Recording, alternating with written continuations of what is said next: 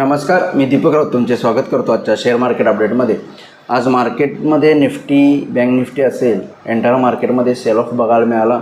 Opening तसं flat झालेलं आहे, एकदम 2-5-10 पॉईंट प्लस मायनसमध्ये निफ्टी ट्रेड करत होता। एवढा बँक निफ्टीसुद्धा 10-20 पॉईंट पॉझिटिव्हमध्ये ट्रेड करत होता।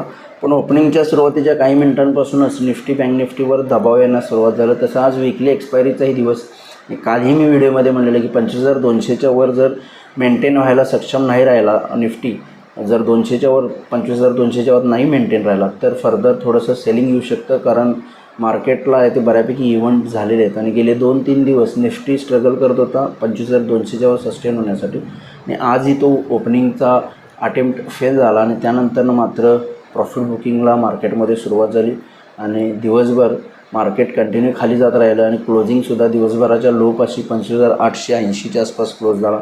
बँक निफ्टीसुद्धा 56,000च्या अराउंड क्लोज झाला। जवळपास 250 पॉईंट निफ्टी मायनसमध्ये गेला। बँक निफ्टी जवळपास 450 पॉईंट आणि सेन्सेक्स 800 पॉईंट मायनसमध्ये जाऊन बंद झाला।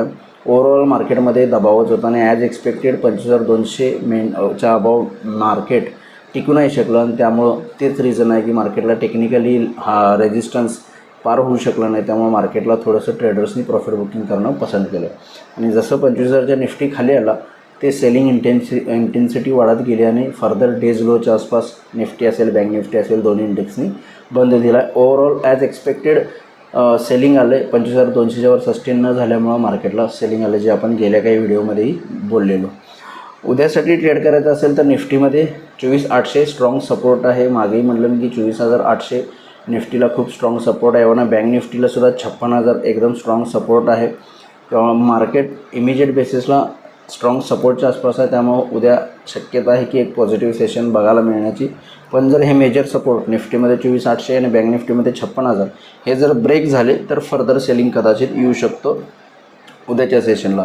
तेव्हा निफ्टी टेक्निकली 24,800च्या वरती मेंटेन आहे तोपर्यंत 25,000 परत पुन्हा जाण्याचे चान्सेस आहेत। बँक निफ्टीमध्ये सुद्धा जोपर्यंत 56,000च्या वरती मेंटेन आहे, बँक निफ्टी 56,500पर्यंत जाऊ शकतो। पण जर 56,000 बँक निफ्टी जो प्रिव्हियस लाईफ टाईम हाय होता तो जर ब्रेक केला 56,000 तर मला वाटतं बँक निफ्टीमध्ये फर्दर प्रॉफिट बुकिंग येऊ शकतं, जे 55,500 पण बँक निफ्टीला खाली घेऊन जाऊ शकतं।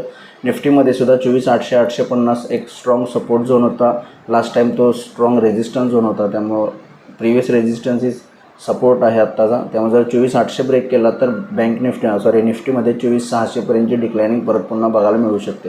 त्यामुळे उद्या इमिजिएट बेसिसला स्ट्रॉंग सपोर्ट आहेत। 24,800च्या वरती जोपर्यंत मेंटेन आहे 25,000पर्यंत जाण्याचे पूर्ण चान्सेस आहेत। बँक निफ्टीसुद्धा 56,000 जोपर्यंत मेंटेन आहे एक छोटा बाउन्स 56,500पर्यंत येण्याचे चान्सेस आहेत। जर 56,000 आणि 24,800 ब्रेक झाला तर फर्दर डिक्लायनिंग येईल। या हिशोबानं तुम्ही उद्या निफ्टी आणि बँक निफ्टीच्या टेक्निकल लेवल्समध्ये काम करू शकता। FIDIचा डेटा आजचा अजून अवेलेबल नाही आणि काल FISनी विक्री केली जवळपास 4,446 करोडची। DISनी बाईंग केले 1,584 करोडचं। पण कालही हायर लेवलवरून सेलिंग प्रेशर बघायला मिळालं 25,200वरून आणि आजही ज्या पद्धतीनं सेलिंग झालं आहे मला वाटतं थोडंसं कदाचित FIची विक्री झाली असेल। आज NSEमध्ये 660 शेअर्स वाढले, त्याबद्दल 1985 शेअर्स वाढले। निफ्टीमध्ये 7 शेअर्स वाढले, त्यावेळी 43 शेअर्समध्ये पडझड आहे। सेक्टर इंडिसाइजमध्ये आज ऑलमोस्ट सगळ्या सेक्टरमध्ये पडझड आहे।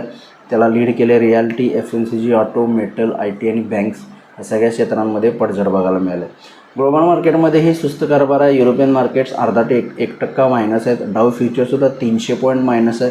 त्यामुळे जर ग्लोबल मार्केटला फर्दर मंदी आली, डाव जोन्स फर्दर खाली गेलं तर मला वाटतं आपण उद्या परत पुन्हा खाली जाऊ शकतो। आणि जर बँक निफ्टी 56,000 आणि निफ्टी 24,800च्या खाली मेंटेन राहिला, त्याच्या खाली जर ट्रेड करत राहिला तर फर्दर आणखी पडझड मार्केटमध्ये उद्याच्या सेशनमध्ये आपल्याला कदाचित बघायला मिळू शकते। त्यामुळे बघा उद्या मार्केट कशा पद्धतीनं बिहेव होते।